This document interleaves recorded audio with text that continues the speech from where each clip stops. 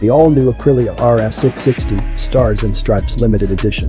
Made to celebrate the Twins Cup Class victory in the AMA Road Racing Championship, which is the prestigious American championship for midweight twin-cylinder motorcycles. The bike is limited to only 1,500 units and features a brand new Stars and Stripes livery inspired by the US flag.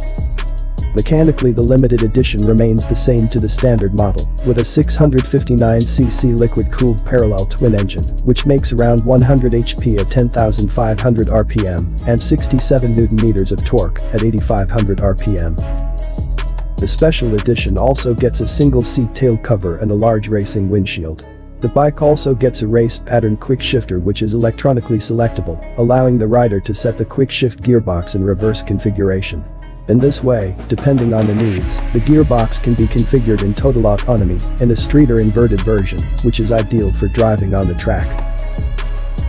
The bike also gets a special badge positioned on the tank which bears the numbering and indicates the limited edition of 1,500 copies.